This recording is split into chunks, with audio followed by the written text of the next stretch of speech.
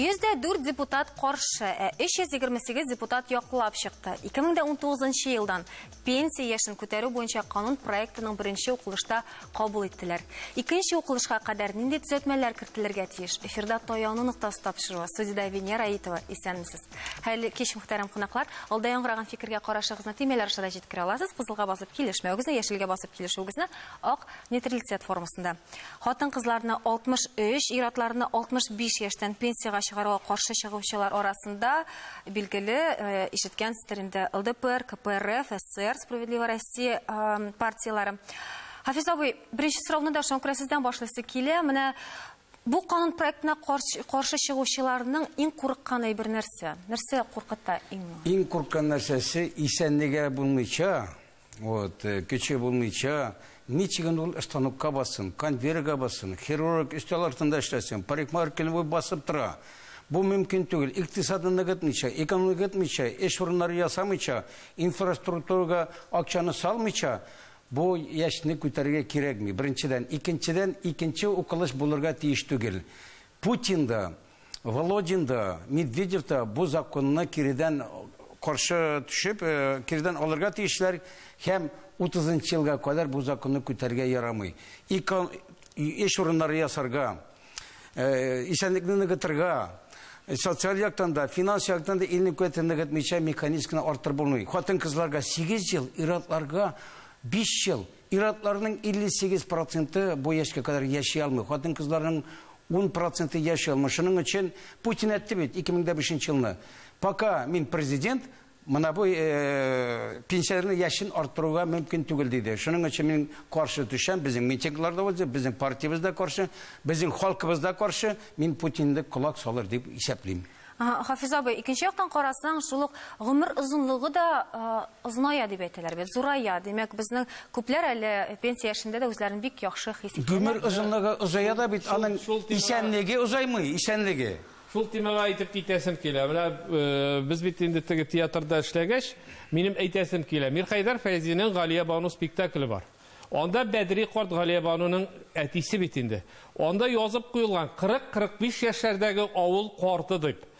Міне қазір ойлап қарағыз. Әгер біз аны шушылай ғана қалдырсақ, 40-45 яшәрдәгі ауыл қарты шағыштырып қарағызда 40-45 яшілік. Шешек атқан ират. Әлі міне қазір ол әлі жүгіріп юри тұрған ират келіп шыға. Шуның үшін нечектір аңғыр бүтіней өзгеріш кіртмәске керек деген сөз түгіл. Кіртірге керек,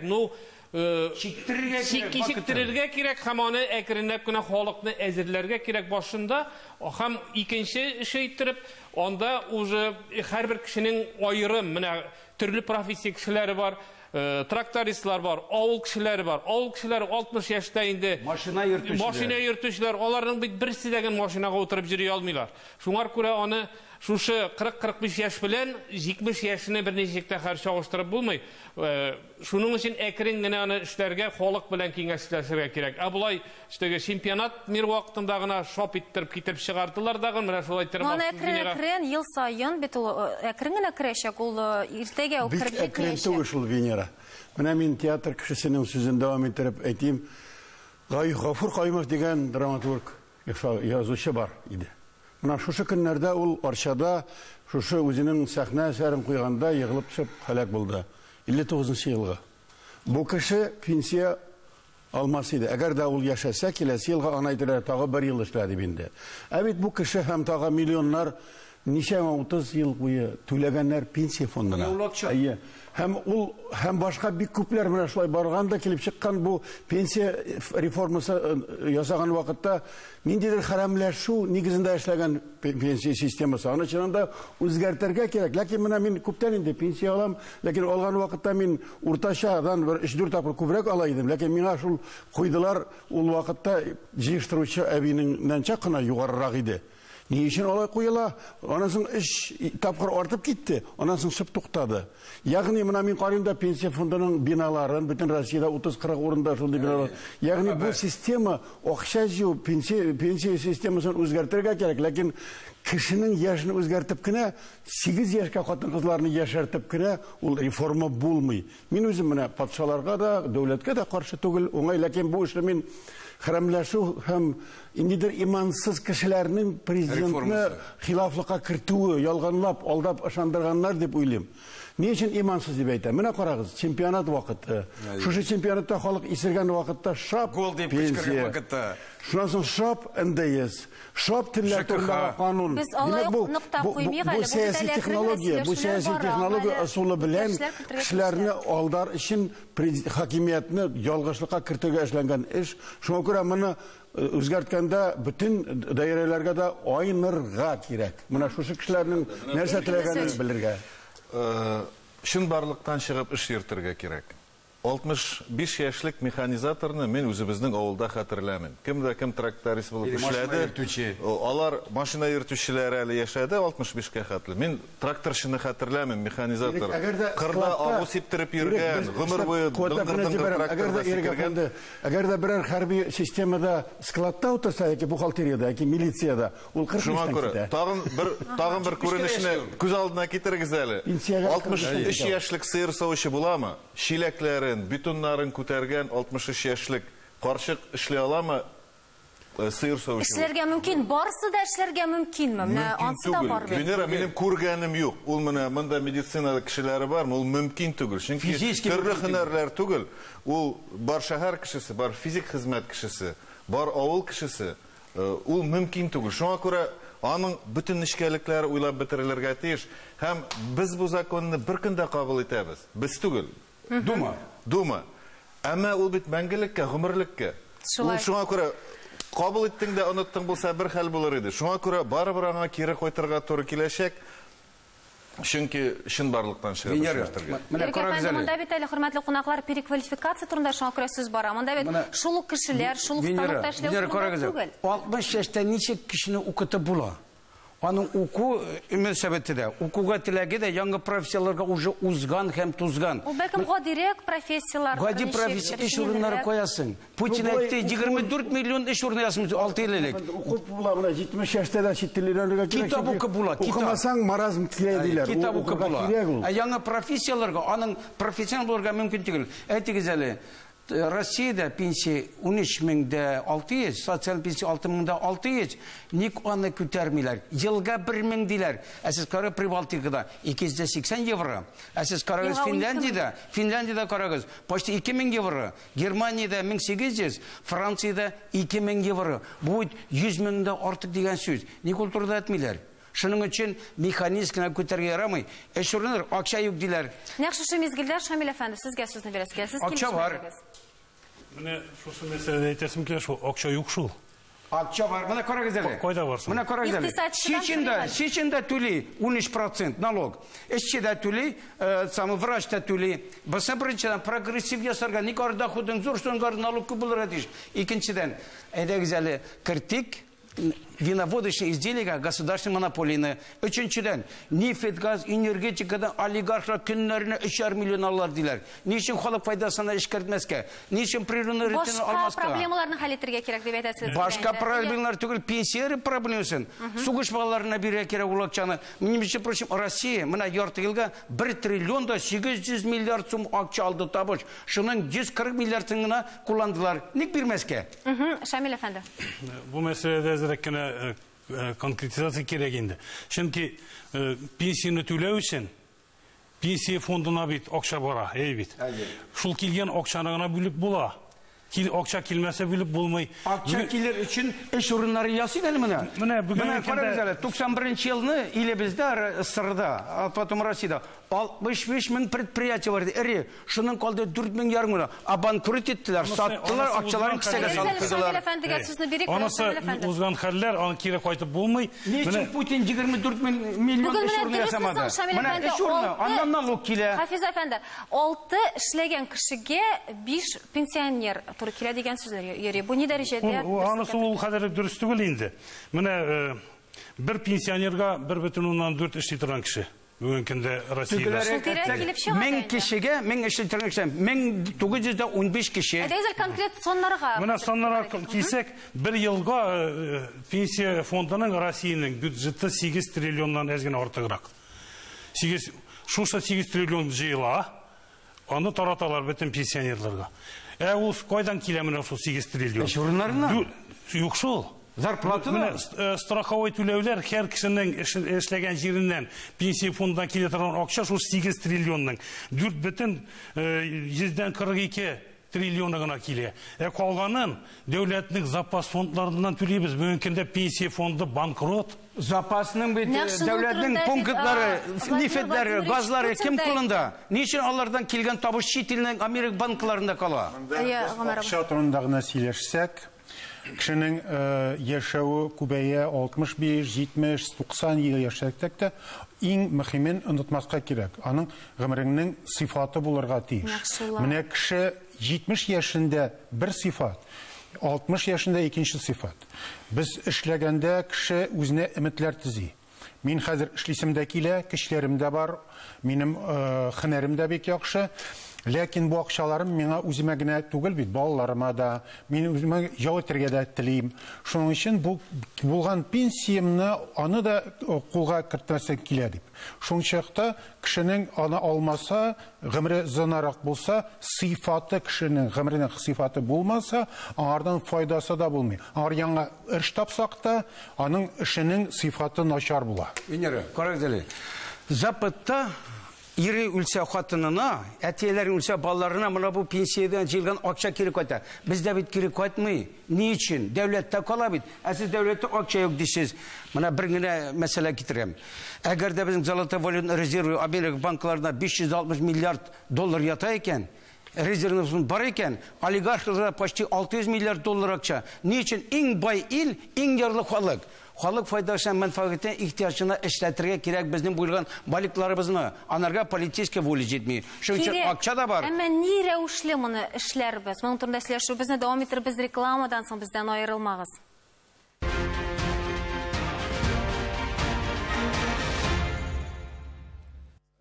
Татарстан Яңа Гасыр каналында Тояну нуктасы тапшыру. Без дәвам итәбез. Реклама китер алдыннан кызу гына без инде пенсия реформасы турында сөйләшә башладык. Сыйфаты турында сөйләшә башладык.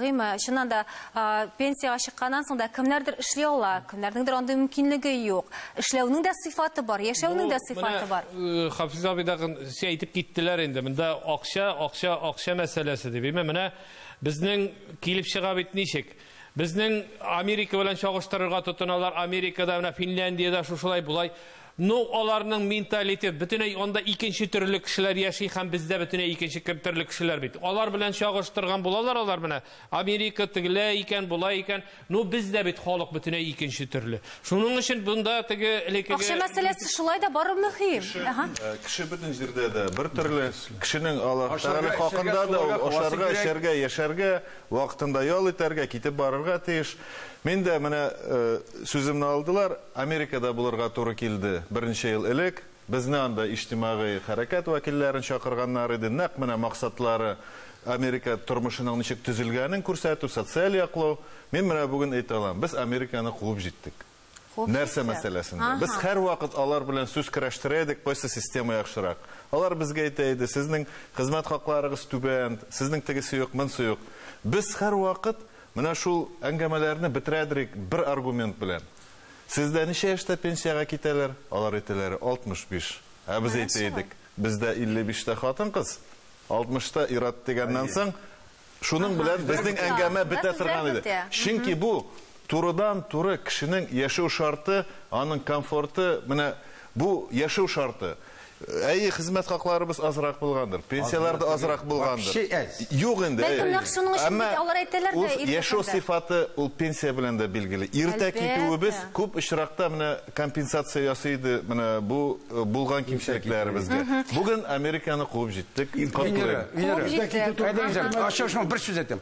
Менә Конституция язылган. Бездә власть халыкта. Халыктан сөрегәле. Менә без инициативаны чыкты. Россия коммунистлары референдум уздырыйк. Безгә каршы чыкты. Значит, халыктан куркалар. Халыкның 99% каршы. Әзекәр телевизордан әби, бабай, җырчы, театрда эшләүче язучыны күрсәтәләр. Никче бетончыны күрсәтмиләр, машина йөртүчене күрсәтмиләр, конвейерда 8 сәгать эшләүчене күрсәтмиләр. Пожалуйста, Рәмзил абый. Иртә китү турында әйтелде. Чыннан да бу бик коварный сүз. Возраст да житие бар, әле 13 ел минде ул.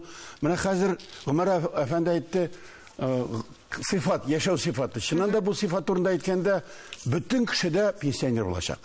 Сифат гомернең үзенә һәркемгә киләчәк. Инде хәзер японнар 80-90-га җитәләр икән. Узаклар миллионнарча кеше 100 ел яшәячәк икән. Бездә ничек?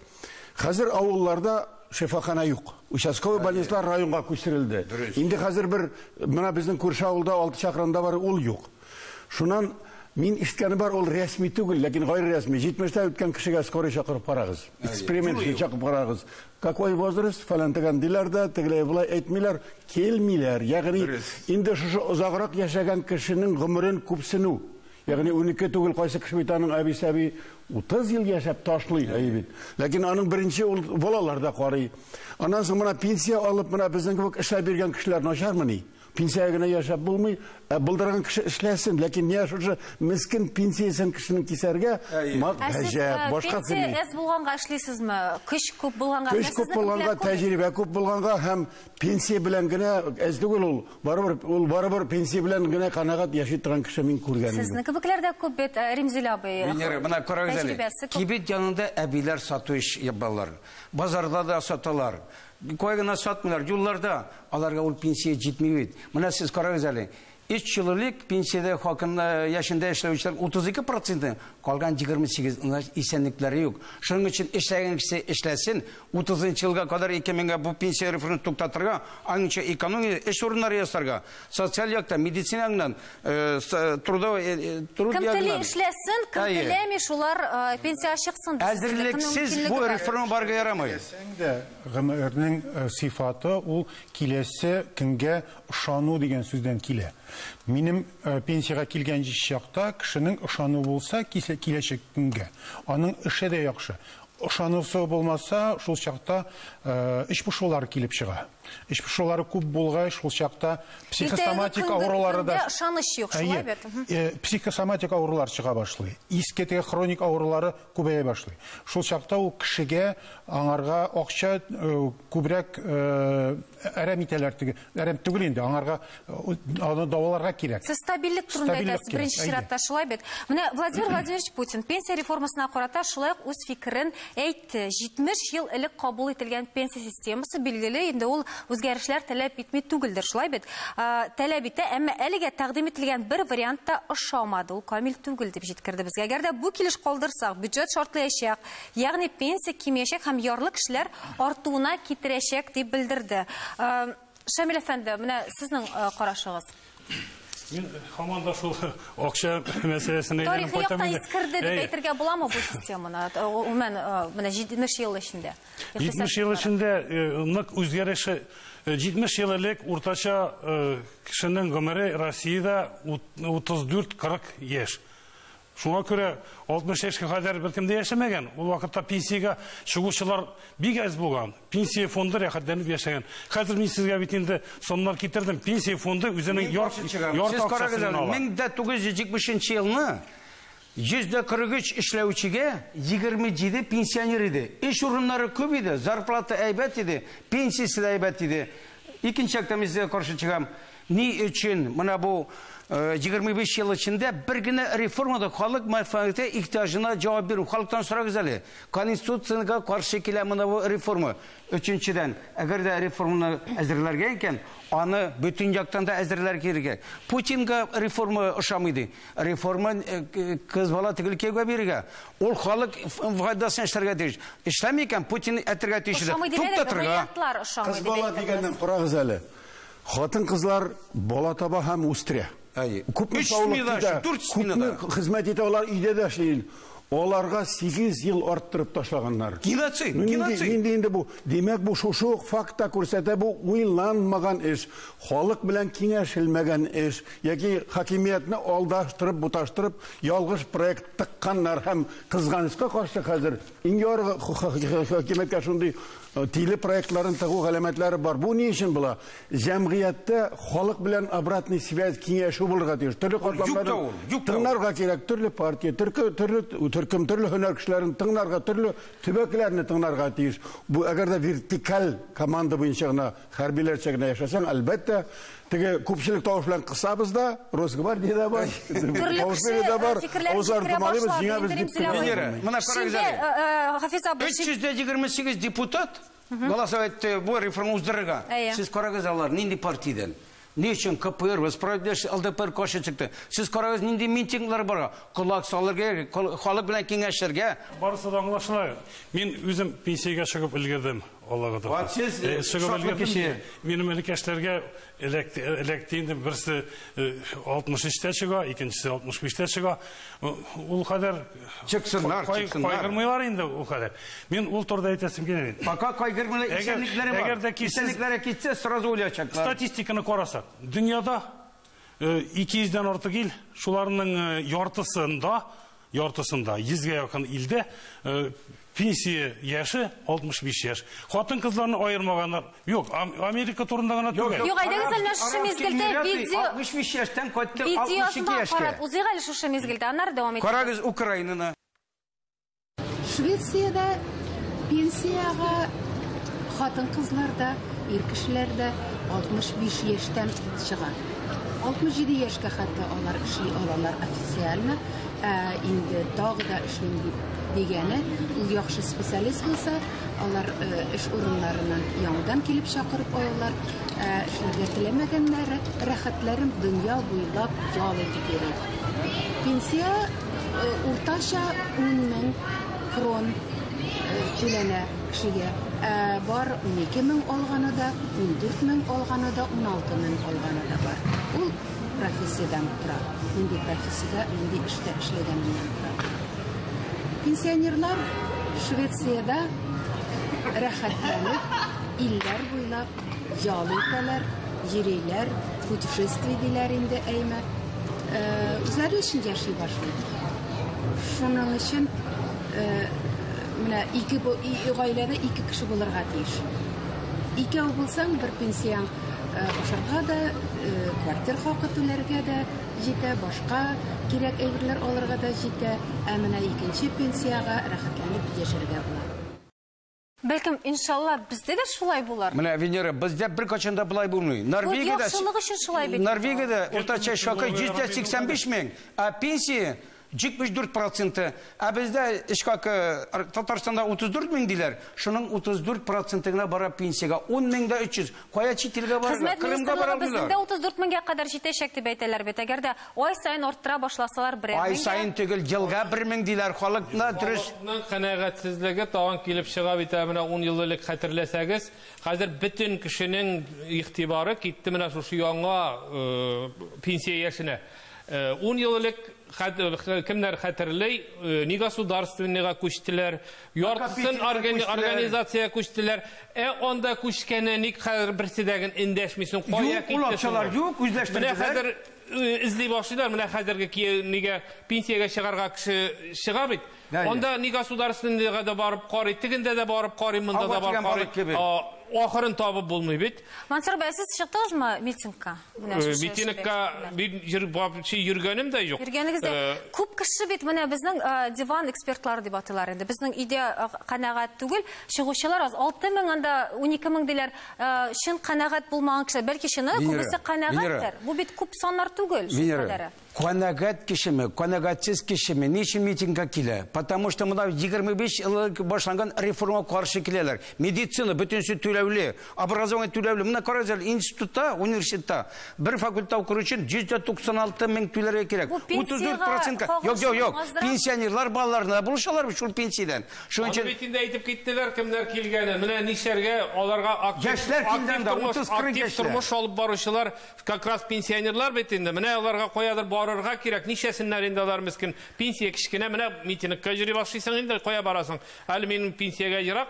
Ну шулай да барыбыр, хәзер аннан соң йөри башларга була. Шушы бер тапшыруда гына монда шишу юлларын табып бетереп булмыйдыр. Әле бүгенге тема һәрбер кешегә кагыла, һәрбер безнең тамашачыбызга кагыла. Һәм аның нинди шишу юллар бар. Моның турында без сөйләшүебезне дәвам иттербез иртәгә, хөрмәтле тамашачылар, бүгенгә сау булашабыз. Исән-имин булыгыз. Сау булыгыз.